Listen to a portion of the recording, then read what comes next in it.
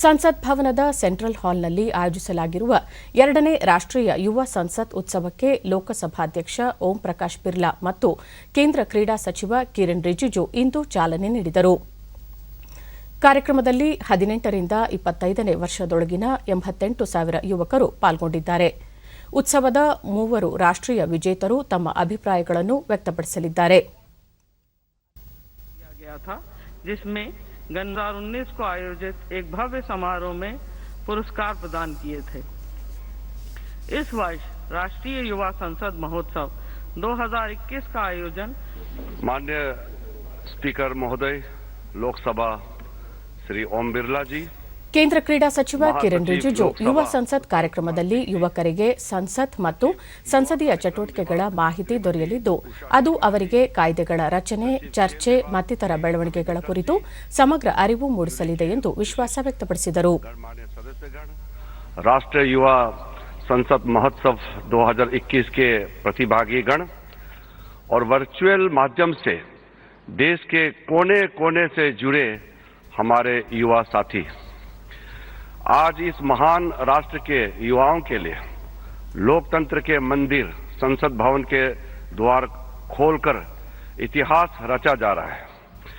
इस सम्मानीय संसद में ये युवा राष्ट्रीय महोत्सव के विभिन्न मुद्दों पर अपने विचार व्यक्त करेंगे. आज भारतीय संसद के सेंट्रल हॉल में राज्य स्तर के 84 युवा विजेता हमारे बीच उपस्थित है.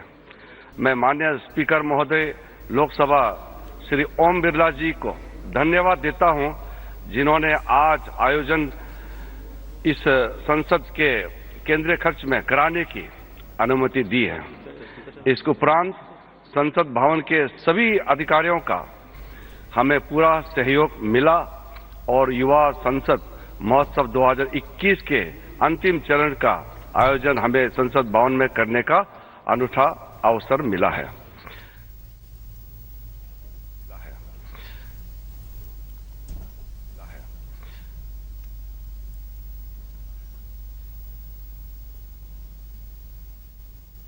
मजबूत बनाने के लिए और उस पर अपनी सक्रिय भागीदारी ಪ್ರಧಾನಿ ನರೇಂದ್ರ ಮೋದಿ ಅವರು ಇಂದು 2ನೇ ರಾಷ್ಟ್ರೀಯ ಯುವ ಸಂಸತ್ ಉತ್ಸವದ ಸಮಾರೋಪ ಸಮಾರಂಭವನ್ನು ಉದ್ದೇಶಿಸಿ ವಿಡಿಯೋ ಕಾನ್ಫರೆನ್ಸ್ ಮೂಲಕ ಮಾತನಾಡಲಿದ್ದಾರೆ.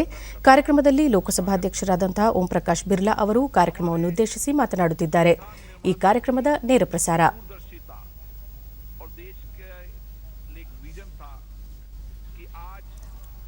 7 दशकों के बाद भी हमारा लोकतंत्र सशक्त हुआ है, मजबूत हुआ है, समृद्ध हुआ है और लगातार लोकतंत्र के प्रति लोगों का विश्वास भरोसा बढ़ा है. और यही कारण है 17 आम चुनाव और 300 विधानसभा चुनाव के अंदर लगातार मतदाताओं का मत प्रतिशत बढ़ना, देश के नौजवानों का लोकतंत्र के पर्व में सक्रिय योगदान देना और उनका विश्वास रखना, निश्चित रूप से यही कारण है कि आज हमारा लोकतंत्र और मजबूत हुआ है, समृद्ध हुआ है.